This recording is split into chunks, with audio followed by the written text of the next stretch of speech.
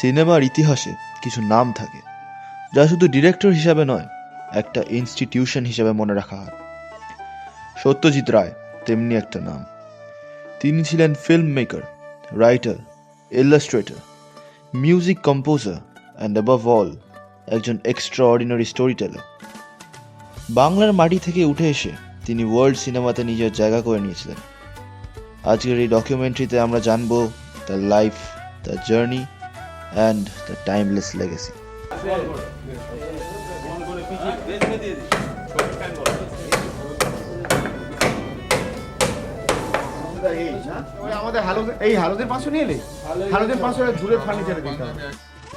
সত্যজিৎ রায়ের জন্ম হয় 2 মে 1921 কলকাতাতে। তিনি এসেছিলেন একটা হাইলি ক্রিয়েটিভ ফ্যামিলি থেকে। তার দাদু উপেন্দ্র কিশোর রয় চৌধুরী ছিলেন রাইটার, পাবলিশার অ্যান্ড ইলাস্ট্রেটর। তার বাবা সুকুমার রায় ছিলেন বেঙ্গলি লিটারেচারের এক লেজেন্ডারি নাম। তাই ক্রিয়েটিভিটি তার জীবনে নতুন কিছু একটা ছিল না, এটা ছিল তার পরিবারের অংশ। কিন্তু ছোটবেলায় তিনি তার বাবাকে হারিয়ে ফেলেন। তারপর তার মা শুভ্রভা রায় অনেক স্ট্রাগলের মধ্যেও তাকে বড় করে তোলেন। এই স্ট্রাগল, এই কালচারের ব্যাকগ্রাউন্ড দুটোই তার মধ্যে এক ডিপ সেন্সিটিভিটি তৈরি করে।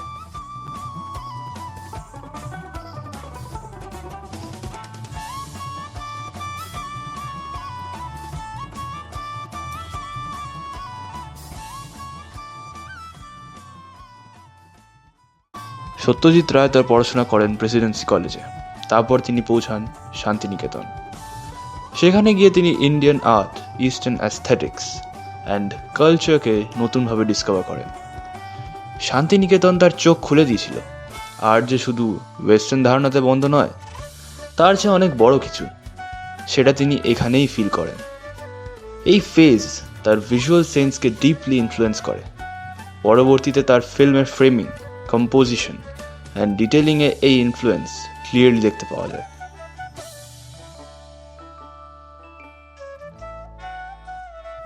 ফিল্মে আসার আগে সত্যজিৎ রায় অ্যাডভার্টাইজিং লাইনে কাজ করতেন। তিনি একটা ব্রিটিশ অ্যাডভার্টাইজিং এজেন্সিতে ভিজুয়ালাইজার হিসাবে জয়েন করেন। এখানে কাজ করতে করতে তার designing sense, framing and story টেলিংয়ের ভিজুয়াল অ্যাপ্রোচ আরও স্ট্রং হয়ে ওঠে। তিনি সিগনেট প্রেসের জন্য অনেক বুক কভার্স ডিজাইন করেন। তার ডিজাইনগুলো ছিল classy, clean and intelligent. Film maker হওয়ার আগেও তিনি ছিলেন একজন কমপ্লিট ভিজুয়াল আর্টিস্ট। 1950 সালে তিনি লন্ডন যান অ্যান্ড সেখানে অনেক ফিল্ম দেখেন। পার্টিকুলারলি বাইসাইকেল থিভস তার উপর হিউজ ইম্প্যাক্ট ফেলে। এই এক্সপিরিয়েন্স তাকে নিজের সিনেমা তৈরি করার দিকে স্ট্রংলি নিয়ে আসে।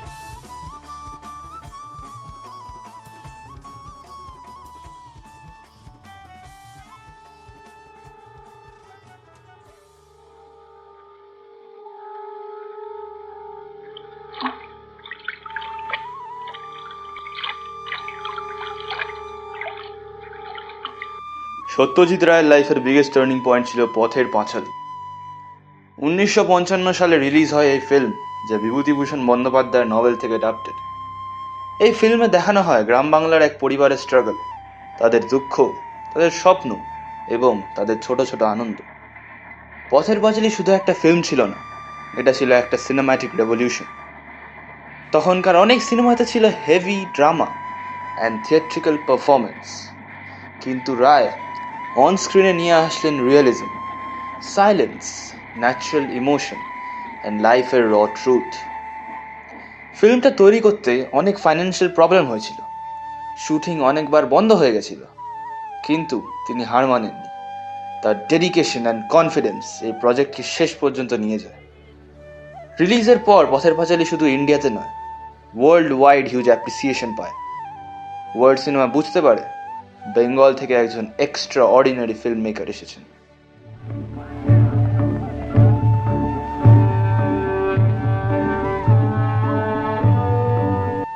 পথের পাঁচালীর পর রায় বানান অপরাজিত এবং অপুর সংসার। এই তিনটে ফিল্ম মিলে হয় the legendary Apu trilogy. Apu ট্রিলজিতে আমরা দেখি একজন ছেলের চাইল্ডহুড থেকে অ্যাডাল্টহুড পর্যন্ত জার্নি। এটা গ্রোথের গল্প, লসের গল্প, ড্রিমের গল্প এবং লাইফকে অ্যাকসেপ্ট করার গল্প। এই ট্রিলজি ওয়ার্ল্ড সিনেমার হিস্ট্রিতে একটা মাইলস্টোন হিসাবে ধরা হয়। রের স্টোরি টেলিং ছিল সিম্পল বাট ডিপলি পাওয়ারফুল। তিনি কম বললেও অনেক কিছু বুঝিয়ে দিতেন। সত্যজিৎ রায়কে শুধু ফিল্ম মেকার বলা হলে কম বলা হয়। তিনি ছিলেন writer, screen play writer, Illustrator, editor and music composer. তিনি ক্রিয়েট করেছিলেন iconic characters like Feluda and professor শঙ্কু।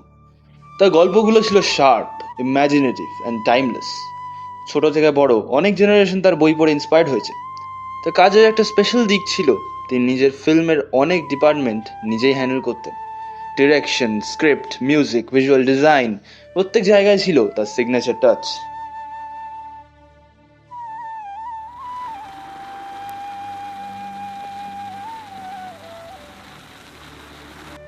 সত্যজিৎ রায়ের ফিল্মের বিগেস্ট স্ট্রেংথ ছিল তার observation.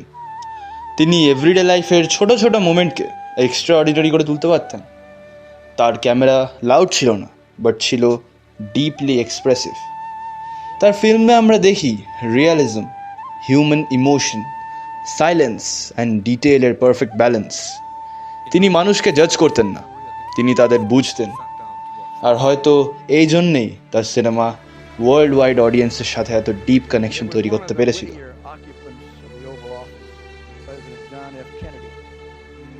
Said that a committee was 12 people doing the work at once. My good fortune to know one person who does the work. I would like to say that she is widely admired. Satyajit Ray শুধু ইন্ডিয়ার গর্ব ছিলেন না, তিনি ছিলেন world সিনেমার একজন giant. তার ফিল্ম অনেক ইন্টারন্যাশনাল ফেস্টিভ্যালস অ্যাওয়ার্ড পায় অ্যান্ড ওয়ার্ল্ড ক্রিটিক্স তার কাজকে ডিপলি রেসপেক্ট করেন।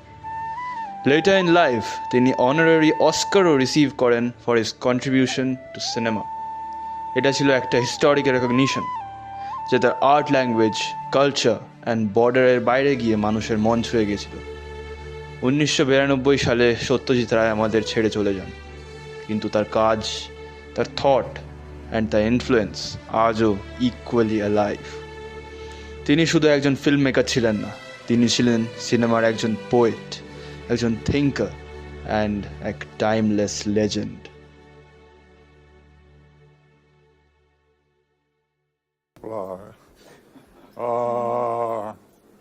Then, of course, I got interested in the cinema as an art form, and I wrote a 12-page letter to Billy Wilder after seeing Double Indemnity.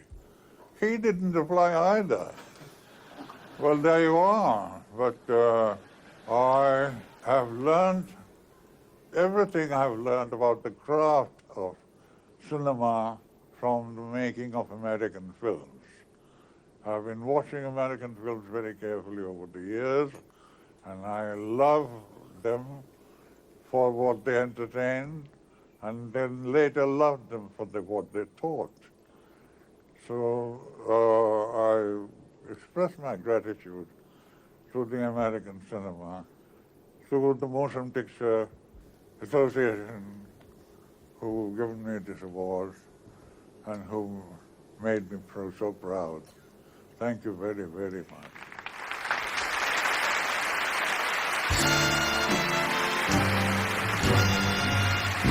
Stay tuned for Michael Douglas, Kevin Costner, more stars and music.